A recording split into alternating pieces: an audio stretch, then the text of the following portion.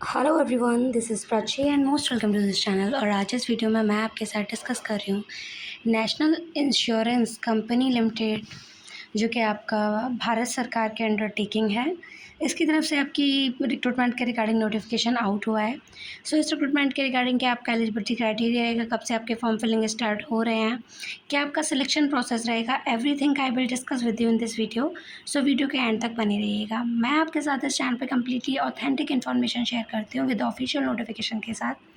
सो इसी तरह की jobs opportunity time to time update को लेने के लिए वीडियो को लाइक ज़रूर करें एंड चैनल को सब्सक्राइब ज़रूर करें।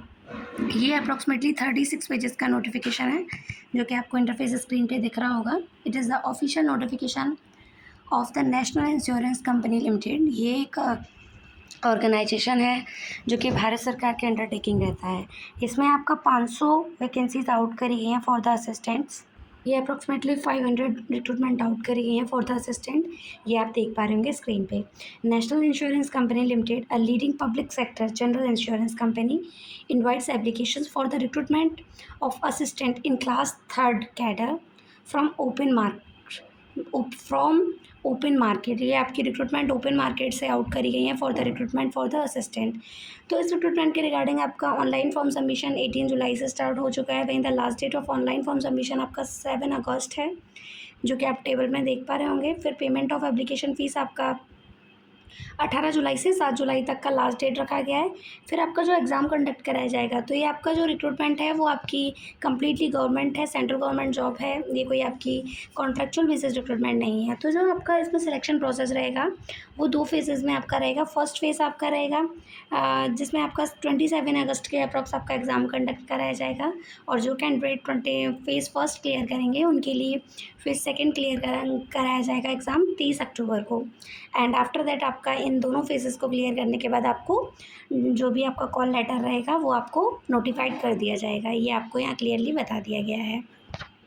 फिर नीचे आपको यहाँ स्क्रॉल करने पर ये सारी अपडेट्स देखने को मिलेंगी। जैसे कि आप अगर यहाँ नीचे स्क्रॉल करते हैं तो यहाँ आपको सारे जो भी आपका इंपॉर्टेंट इंस्ट्रक्शंस हैं वो पढ़ पा रहे होंगे। If there is any change in date of examination it shall be notified in company website. आपको अगर किसी भी तरह के चेंजेस देखने को मिल रहे हैं एग्जामिनेशन में तो वो आपको वेबसाइट पे दिख जाएंगे, जो कि आप इसकी ऑफिशियल वेबसाइट देख पा रहे होंगे www.nationalinsurance.nic.in.com के ऑफिशियल वेबसाइट पे जाकर आप रिक्रूटमेंट के सेक्शन में जाएंगे एंड वहीं से आपको ऑनलाइन फॉर्म सबमिशन करना है through online mode only. No other means mode of application will be accepted. आप सोचेंगे आप ऑफलाइन फॉर्म सबमिशन कर देंगे तो वो आपका एक्सेप्टेड नहीं रहेगा। अब यहाँ आपको अपनी स्टेट वाइज अपना देखने को मिलेंगी वैकेंसीज़ कि आपका किस स्टेट में कितनी वैकेंसीज़ हैं। प्लस यहाँ आपको लैंग्वेज प्रेफरेबल बताया गया है। जैसे कि अगर आप आंध्र प्रदेश के लिए यूनियन टेरिटरी या स्टेट की बात कहूँ मैं, आप अप्लाई करते हैं आंध्र प्रदेश के लिए तो आपका यहाँ लैंग्वेज, यहाँ आपको आंध्र प्रदेश के लिए लैंग्वेज आपको मेंशन कर दिया गया है कि अगर आप आंध्र प्रदेश के लिए अप्लाई करते हैं तो आपका तेलुगु आना चाहिए। यानी आपको जो भी लैंग्वेज आप फिल करेंगे अपने फॉर्म सबमिशन में, आपको आपकी सूटेबल लैंग्वेज के अकॉर्डिंग आपको उस स्टेट में आपको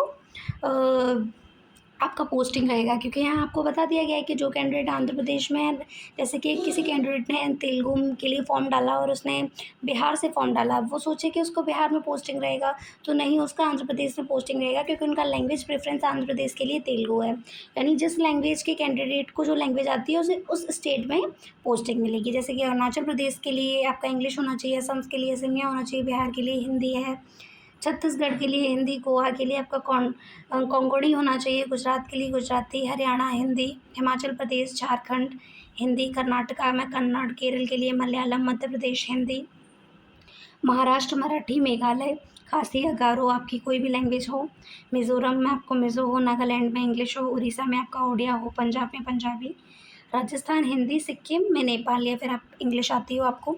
नीचे भी आपके और स्टेट्स दे रखे हैं। फिर यहाँ वैकेंसीज़ देख पा रहे होंगे, जैसे कि आंध्र प्रदेश में आपका 14 वैकेंसीज़ है। 14 वैकेंसीज़ को किस तरीके से कैटेगरी वाइज डिवाइड कर रखा है वो भी यहाँ क्लियर मेंशन है, जिनमें आपका 6 वैकेंसी अनरिजर्व के लिए रहेंगी, 1 आपका ईडब्ल्यूएस के लिए, 6 आपका ओबीसी के लिए है, 1 आपका एससी कैटेगरी के लिए। तो आपको total vacancies according to the state देख पा रहे होंगे। अरुणाचल प्रदेश में 5 हैं, आपका असम में 18 हैं, बिहार में 12 हैं, छत्तीसगढ़ में 18 हैं। इस तरीके से आप अकॉर्डिंग टू द स्टेट्स सारी अपनी वैकेंसीज़ देख सकते हैं कि किस स्टेट में कितनी वैकेंसीज़ हैं और उन वैकेंसीज़ को किस तरीके से according to the category wise divide कर रखा है। फिर यहाँ आपको ये सारी चीज़ें देखने को मिलेंगी। जो डिसेबल्ड कैंडिडेट हैं उनको किस तरीके से, या एक्स सर्विसमैन है उनके लिए किस तरीके से आपकी सीट्स रहेंगी। फिर नीचे स्क्रॉल करने पर आपको अदर जो भी स्टेट्स हैं उनके बारे में पढ़ने को मिलेगा, जैसे कि तमिलनाडु में आपका लैंग्वेज प्रेफरेंस तमिल रहेगा, तेलंगाना में तेलुगु रहेगा, त्रिपुरा में आपका बंगाली आनी चाहिए या फिर आपको कुकबार का आना चाहिए, उत्तर प्रदेश के लिए हिंदी, उत्तराखंड के लिए हिंदी, वेस्ट बंगाल और आपका चंडीगढ़, दिल्ली जो कि यूनियन टेरिटरी है, जम्मू कश्मीर और आपका पुडुचेरी। इस तरीके से आपको लैंग्वेज प्रेफरेंस दे दिया गया है। टोटल आपकी 500 वैकेंसीज़ हैं, जिन्हें में से आपकी 255 वैकेंसीज अनरिजर्व के लिए हैं फॉर द अलग अलग पोस्ट, फॉर द अलग अलग states. 38 vacancy economical weaker section के लिए हैं और वहीं आपका 104 वैकेंसीज अदर बैकवर्ड कैटेगरी यानी ओबीसी के लिए हैं। एसटी के लिए 36 हैं, 67 आपका एससी के लिए हैं।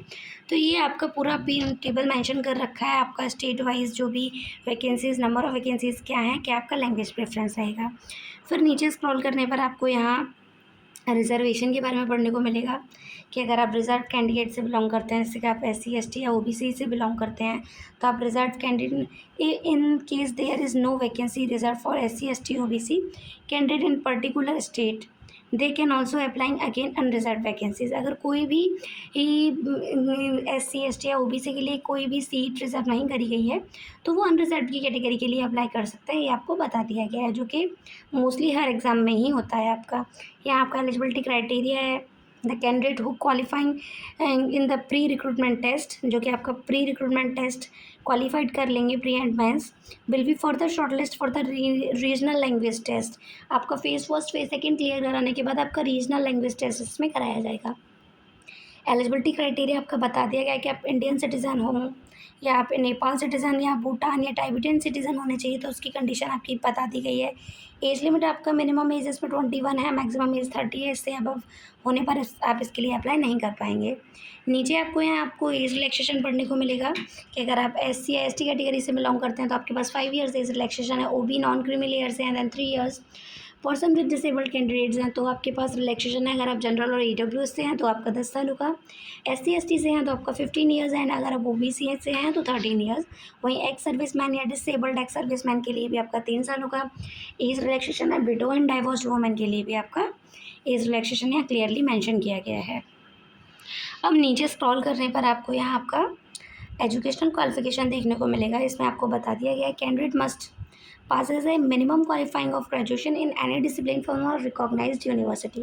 अगर आपने ग्रेजुएट कर रखा है, आपने किसी भी डिसिप्लिन किसी भी स्ट्रीम से ग्रेजुएशन कर रखा है तो आप इसके लिए अप्लाई कर सकते हैं और इसके लिए कोई भी आपकी रिकमेंडेशन नहीं मांगी गई है। बस आप जिस स्टेट के लिए अप्लाई कर रहे हैं आपको उसमें लैंग्वेज आना चाहिए। फिर यहाँ आपका एक लैंग्वेज टेस्ट कराया जाएगा phase first and phase second clear करने के बाद। यही आपका इसमें सिलेक्शन प्रोसेस रहेगा। अब नीचे स्क्रॉल करने पर आपको 1 बाय 1 सारे यहाँ गाइडलाइंस जो भी दिए गए हैं फिजिकली डिसेबल्ड कैंडिडेट के लिए उनके बारे में आपको पढ़ने को मिलेगा। इकोनॉमिकल वीकर सेक्शन के लिए क्या आपका रिजर्वेशन है वो आपको पढ़ने को मिलेगा। तो अप्रॉक्सीमेटली 36 पेजेस का नोटिफिकेशन है जिसमें सारी चीज़ों को आपको पॉइंट टू पॉइंट क्लियर किया गया है। नीचे आपको यहाँ सिलेक्शन प्रोसेस दिखेगा जिसमें आपको फेज़ फर्स्ट यानी प्री का एग्ज़ाम कराया जाएगा, जो कि आपका 100 क्वेश्चंस का रहेगा। मार्क्स भी आपके 100 रहेंगे। मिनिमम टाइमिंग आपका 1 आवर रहेगा।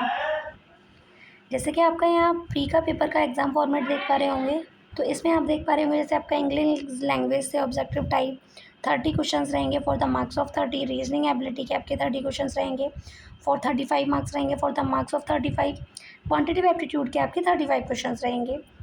मिनिमम टाइमिंग रहेगा आपका 20 मिनट्स यानी 60 आवर आपको हर 20 मिनट हर सेक्शन के लिए दिए जाएंगे। आपका जो मीडियम ऑफ एग्जामिनेशन रहेगा वो आपका इंग्लिश हिंदी दोनों मीडियम्स में रहेगा, जो कि यहाँ आप देख पा रहे होंगे। इंग्लिश लैंग्वेज के आपके क्वेश्चंस इंग्लिश में ही रहेंगे। रीजनिंग में अगर आप इंग्लिश या हिंदी चूज़ करना चाहते हैं वो रहेगा। क्वांटिटेटिव एप्टीट्यूड में भी आपका इंग्लिश या Hindi according to your choice रहेगा कि आप किस मीडियम में एग्ज़ाम को देना चाहते हैं। फिर आपका फेज़ सेकंड रहेगा। जो कैंडिडेट फेज़ फर्स्ट क्वालिफाइड कर लेंगे उनको फेज़ सेकंड एग्जामिनेशन के लिए बुलाया जाएगा, जिसमें आपका एग्जाम फॉर्मेट रहेगा। फर्स्ट आपका टेस्ट ऑफ रीजनिंग के ऑब्जेक्टिव टाइप क्वेश्चंस 40 रहेंगे for the marks of 40। Test of English language के 40 क्वेश्चंस रहेंगे for the marks of 40। Test of numerical ability से 40 क्वेश्चंस रहेंगे for the marks of 40। General awareness से 40 questions रहेंगे for the marks of 40 and the last is test of computer knowledge से आपके 40 questions रहेंगे for the marks of 40। यानी आपका 200 questions के लिए 200 मार्क्स का एक पेपर कंडक्ट कराया जाएगा, जिसमें आपको 2 घंटे दिए जाएंगे। हर स्टार्टिंग के 3 सेक्शन के लिए आपको 30 मिनट्स अलॉट किए जाएंगे, लास्ट के 2 सेक्शन बचेंगे उनके लिए आपको 15 मिनट्स अलॉट्स किए जाएंगे। मीडियम ऑफ एग्जामिनेशन आप देख पा रहे होंगे, यही आपको बताया गया है। बाकी का इसमें फिर आपका जो भी कैंडिडेट इन दोनों फेजेस को क्लियर कर देंगे, आफ्टर दैट आपका मेरिट जारी की जाएगी। फिर जो भी कैंडिडेट शॉर्ट लिस्ट किए जाएंगे उनका रीजनल लैंग्वेज टेस्ट किया जाएगा, आफ्टर दैट आपका ज्वाइनिंग लेटर आएगा। यही इसमें आपका सिलेक्शन प्रोसेस है। आपके एग्जामिनेशन सेंटर आपको बता दिए गए हैं कि आप जिस भी स्टेट से बिलोंग करते हैं तो आप अपना देख सकते हैं कि आपका गुजरात में रहता है तो किस हिसाब से आपका रहेगा, राजकोट में रहेगा, वडोदरा में रहेगा, सूरत, मैसूर, इस तरीके से महाराष्ट्र में अमरावती, चंद्रपुर, छत्रपति, ये संभाजी नगर, इस तरीके से आपके स्टेट आपके सेंटर रहेंगे जो आपके अलग अलग स्टेट्स में मेंशन कर दिए गए हैं। हाउ टू अप्लाई में आपको बता दिया गया है। आपका 18 जुलाई से ऑनलाइन फॉर्म सबमिशन शुरू हो चुका है, तो आप इसकी ऑफिशियल वेबसाइट पे जाके विद द फॉलोइंग डॉक्यूमेंट्स के साथ अप्लाई कर सकते हैं। आई होप आपके लिए वीडियो हेल्पफुल रहेगा, इंटरेस्टेड रहेगा, और इसी तरह की jobs opportunity time to time update को लेने के लिए वीडियो को लाइक ज़रूर करें और चैनल को सब्सक्राइब ज़रूर करें। Thank you.